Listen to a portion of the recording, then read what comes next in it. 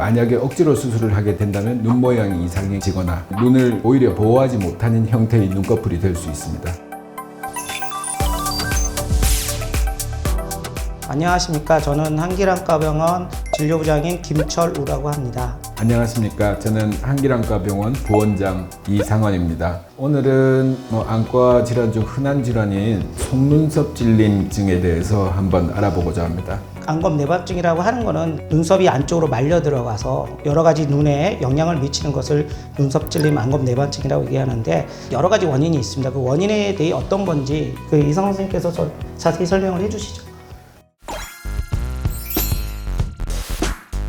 소아부터 한번 말씀드리면 소아안검내반은 보통 선천성 안검내반이라고 하는데 눈 모양이 서양 사람과 동양 사람이 아주 틀립니다. 우리나라 사람들은 이제 보통 눈 내측 구석에 몽고주름이라는 걸 가진 사람들이 많이 있죠. 그래서 그런 피부성 안검내반이라고 부르는데 몽고주름이 이제 아래쪽 눈꺼풀을 안쪽으로 당기면서 안쪽 내측에 눈썹들이 찌르는 그런 형태의 안검내반이 생깁니다. 가장 흔한 게 이제 노인성으로 변해서 수평축으로 아니면 수직축으로 피부가 늘어나면서 말려 들어가면서 찌르는 타입의 퇴행성 안검내반이 있을 수 있고, 두 번째는 안검연축이라고 그래가지고 눈을 불수의적으로 이렇게 막 이게 감는 그런 행동을 하시는 이제 노인분들이 많이 계신데 지속적으로 반복이 되면 눈꺼풀이 말려 들어갈 수가 있습니다. 그리고 마지막으로 반흔성 안검내반이라고 해서 흉터나 상처 때문에 생기는 안검내반으로 세 가지로 분류할 수 있겠습니다.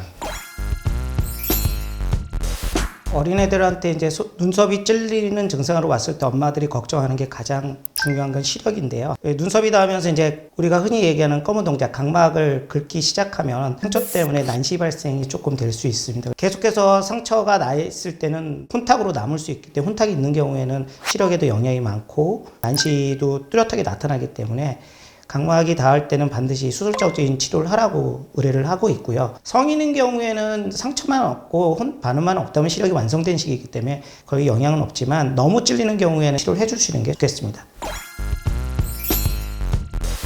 병원에 와서 하는 치료는 눈썹 찌르는 형태에 따라 달라지겠습니다. 아까 안검내반도 말씀드렸지만 눈썹 찌름증에는 눈썹이 자기가 나지 말아야 할 자리에 난 몇 개가 계속 찌르는 경우도 있습니다. 그런 경우는 수술에 적응증이 되지 않겠고요. 만약에 억지로 수술을 하게 된다면 눈 모양이 이상해지거나 눈을 오히려 보호하지 못하는 형태의 눈꺼풀이 될 수 있습니다. 그래서 그럴 때는 흔히 우리가 알고 있듯이 제모 같은 치료를 하게 됩니다. 눈꺼풀 모근을 발췌해버리는 시술인데요. 제모라는 게 이제 한 번에 100% 제모가 되지 않기 때문에 여러 달 간격으로 여러 번 시술을 할 수 있게 됩니다. 안검내반의 경우는 수술을 하게 되는데요. 눈꺼풀의 모양을 바꾸면서 눈썹의 방향을 바깥쪽을 향하도록 바꿔주는 그런 수술을 하게 됩니다.